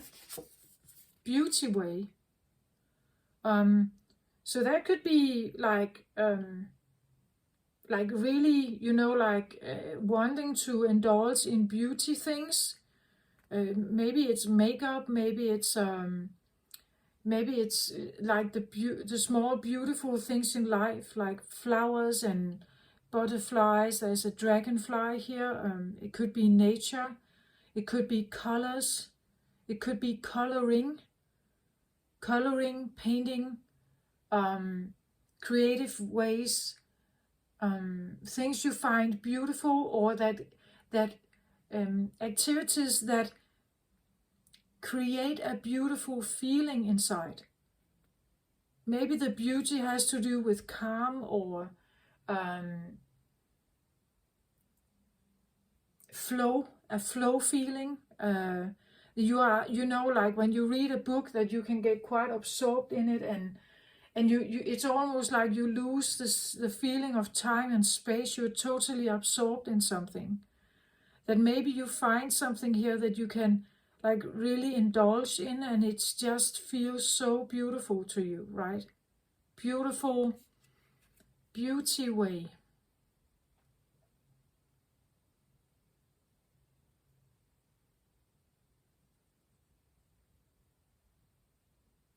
The beauty way for me, I could see it a little bit like beauty path also, that maybe there is a way, the path in life that could bring you more sense of beauty. Like, it could be that you are decorating your home because it gives you a sense of a more cozy, maybe feminine, beautiful, experience, right? It could be that you are, the beauty path is your path, that you are into making people feel beauty, look beautiful. Maybe this is about clothing, becoming a designer, or I don't know, but whatever beauty is for you, beauty is not necessarily only about like a cosmetic, beauty in this way could be seen as maybe like a plastic surgery, making, changing people's looks. I'm not necessarily into that. It depends on whether it's medically advised or it's an ego choice, to enhance your so-called beauty by getting new boobs or something. I believe you don't have to do that. You are beautiful on your own. But I understand that the pressure of our social media and press and everything, it requires, you could say, women to like have a young look, be desirable and attractive, sexually desirable and attractive for as long as possible. And many choose these situations because it allows them to feel better about themselves. But I still believe it's an egoic choice. And it's actually a choice to please others as well, which I'm not advising necessarily. But I get it. To stand alone, perhaps, sometimes, and go in a different direction can be a lonely path. If you want to become very real about yourself, honest and loyal with yourself and your body and your whole existence, it could be a lonely path.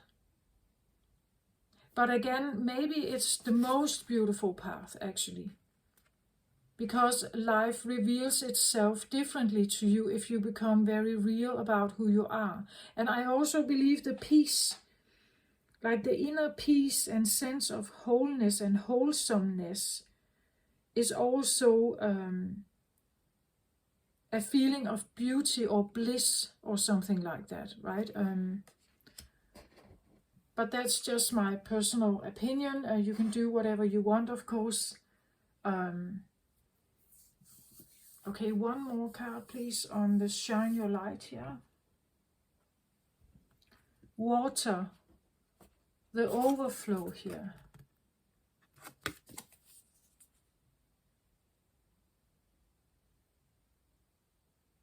Actually, I feel like this is about receptivity, the overflow.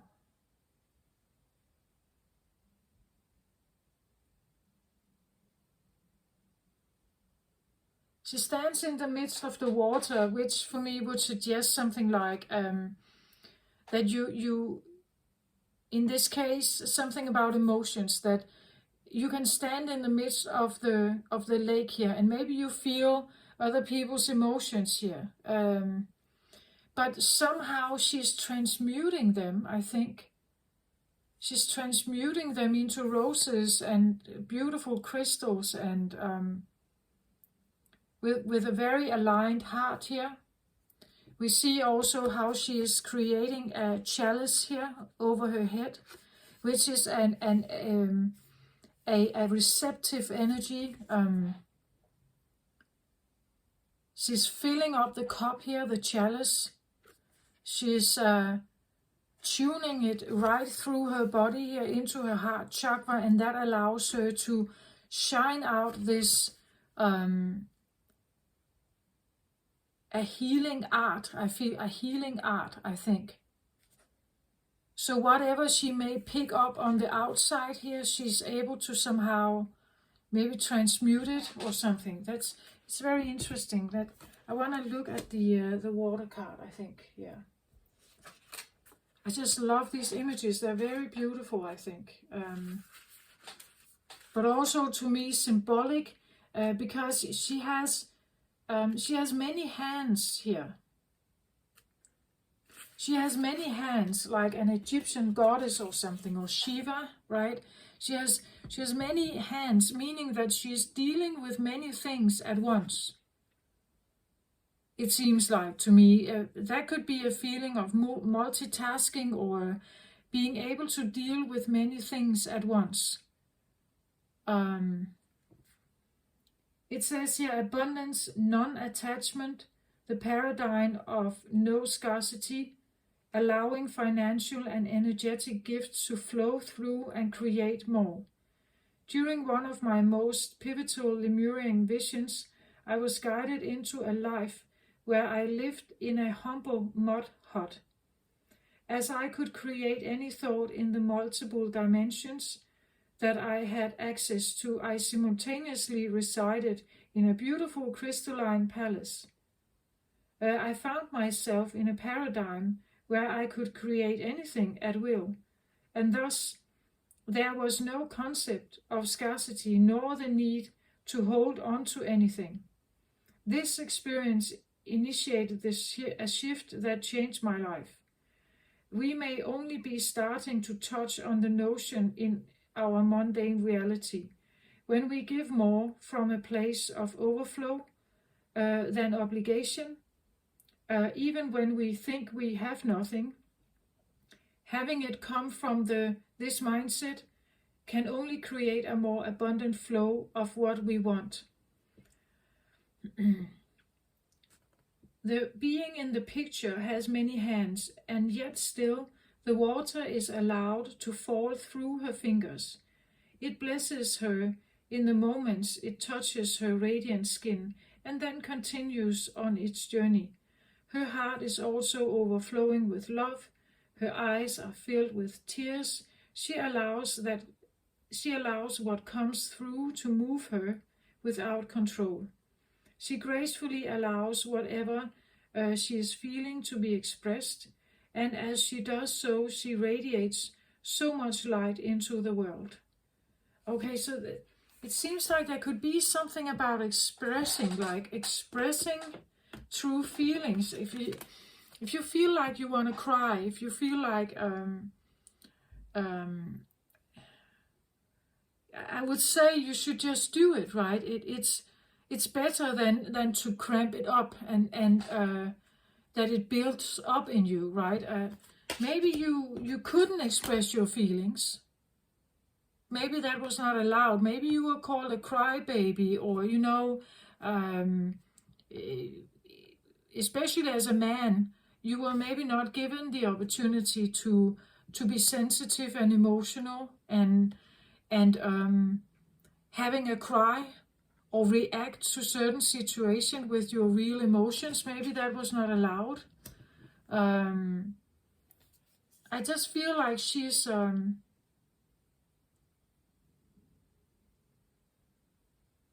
I get also like the feeling of like, even if you encounter many people, right, and you are as I do, I can pick up on a lot of energies that it flows through. Like I may make a registration of it, like in my brain. I may kind of just, oh, they are sad, oh, they are really annoyed today or something, but it flows through, meaning that I'm not getting attached to it.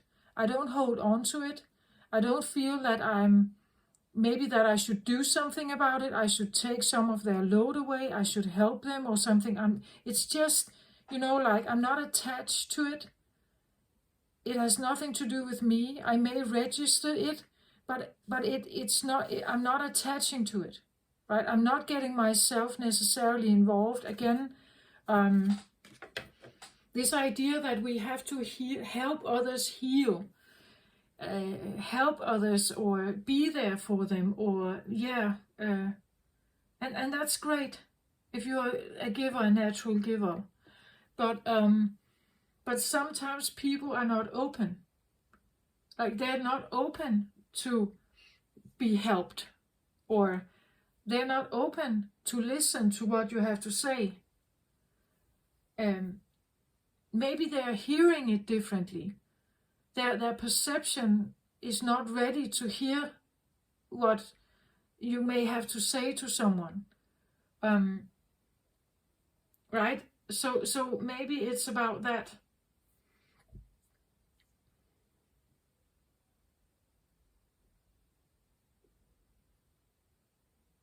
And even if there is a lot of input around it, it seems like she's able to transmute it into roses here.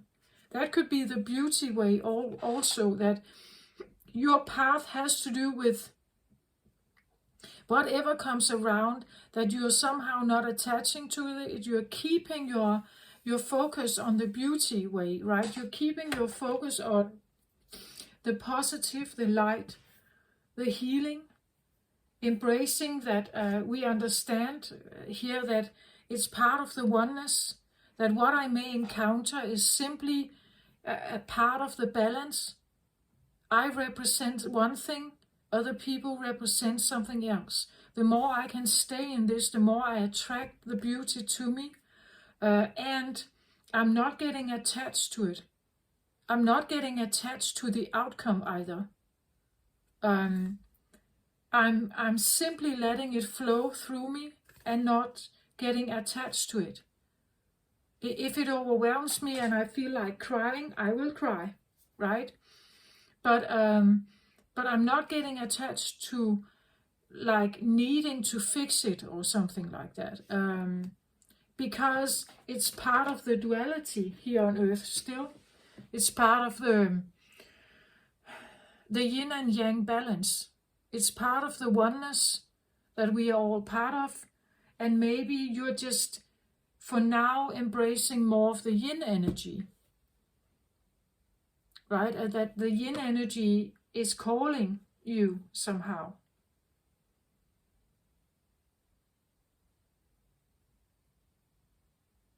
I believe also that if you stand like a person like this, the people that come towards you and ask for your healing or ask for your advice or something here,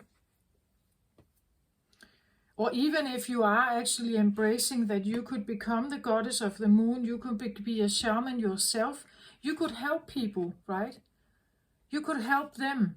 And if you actually managed, or you decided to be a shaman, practice shamanism, become very maybe attuned to helping people with this soul retrieval,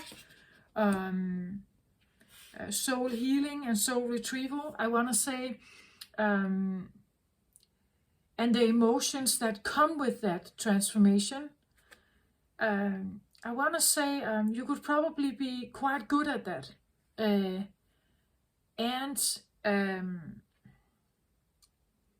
But again, it depends on you, whether you embrace it or not. Do you embrace it? Do you embrace the fact that this could be you? Stepping out of maybe a well-paid job or something, or stepping out of hiding here, right? Procrastination or something here, and actually doing it, being it, right?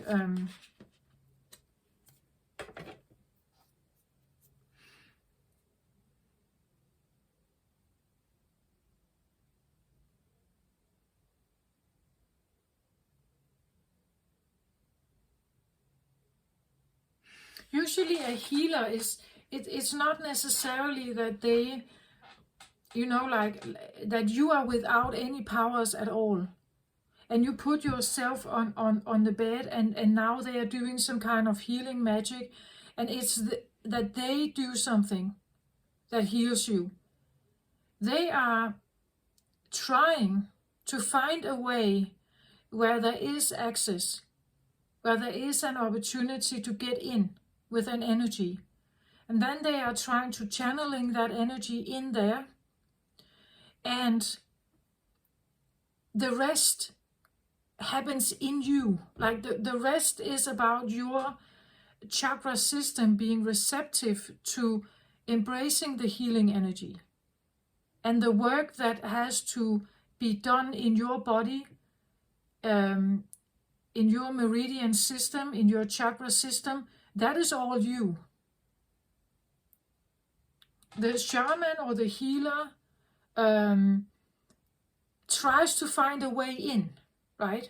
And the more you open, the more ways there are in to somehow send light in there, right? And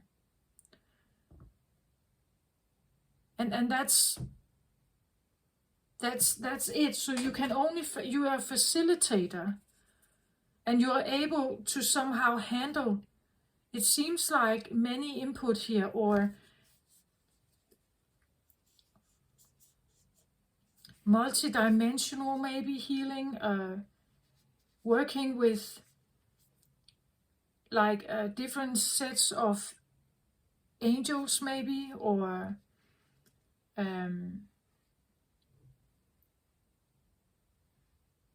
I want to say maybe Reiki as well. That there's this sense of like lit up hands here.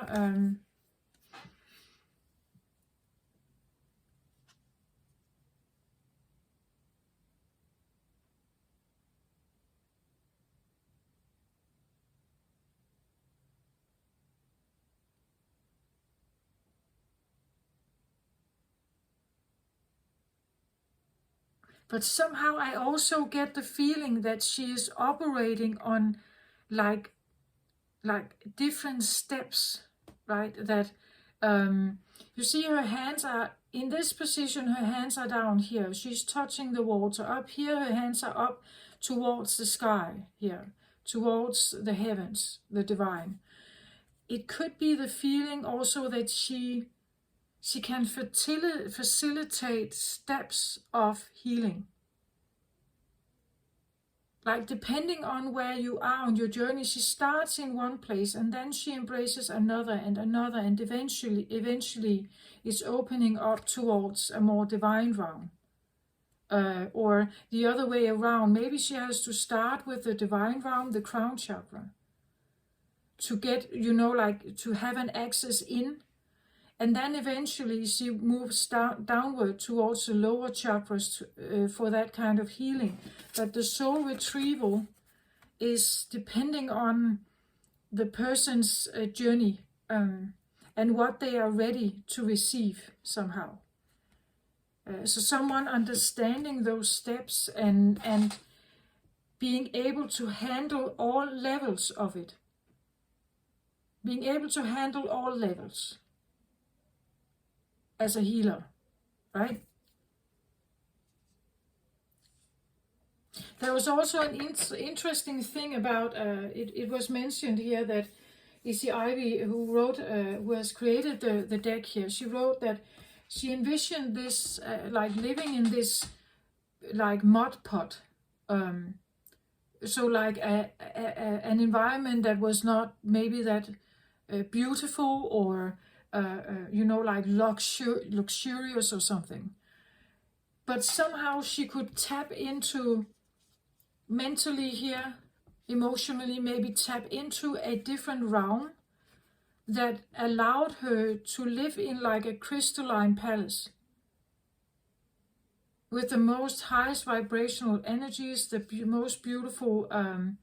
Somehow I get the feeling that maybe it could be beneficial to look up some of these, some maybe guided meditations or something that talk about like a Zen garden, a beautiful place on earth, maybe a different dimension, but or as I said, the avatar realm, which I find is very beautiful. That maybe there's something about tapping into this more magical, beautiful, healing, high vibrational, love oriented place, right? And maybe you can do that. Like you can choose some meditations maybe online, or you can create some yourself, because it's nice and it feels good, right? As opposed to looking at the mud hut and be sad about it, or feel like that you're trapped in it. That you can think out of the box. You can allow your visions to include some of that, right? A beautiful place with like-minded kindred spirits, and appreciation and support and angelic vibe and bliss to it. You can tap into that, and if you feel like you are not good at visualizing or getting that frequency in, use, by all means though, of course, use what is already available on YouTube or otherwise. You find some music maybe, or something you can lay down and just relax and listen to it, and get yourself, like in tune with that. Again, the more you focus on something, the more you're trying to attract it, right? It's what you focus on is what you get. So that's my recommendation.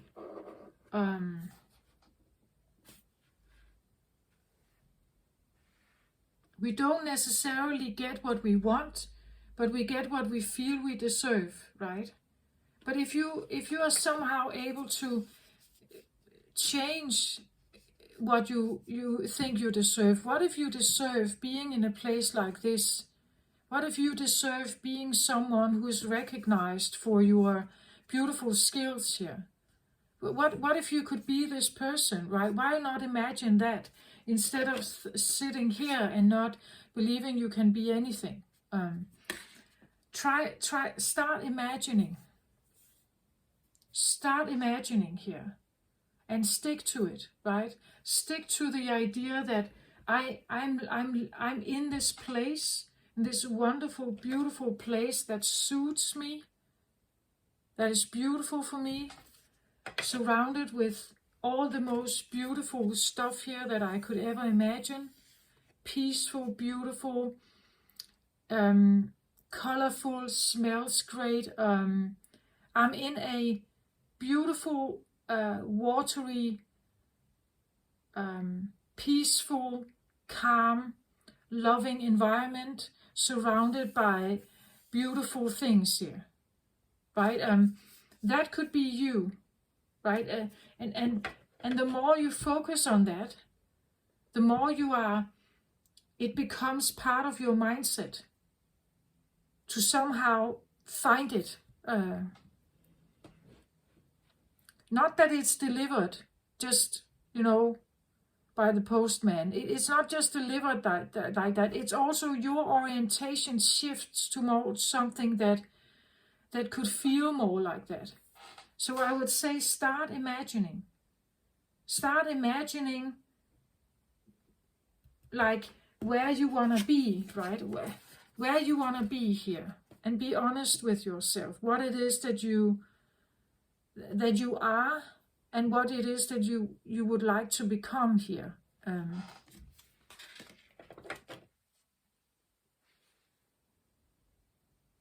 So this is interesting for a Taurus new moon.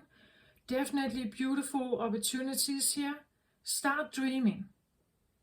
And I would say dream big. I'm not egoically, if you understand what I mean. Not necessarily like that, but what really feels great for you here, right? What would be the perfect life? What would be in it, right? I know some people say, I want 12 cars and the biggest mansion on Manhattan, and I want this job, and I want to look like that. I want to be a model. I want to be, but to me, they are more like, I don't know, superficial things. Of course, they are great, but do they give you a deeper sense of satisfaction? Like, are they tuning in?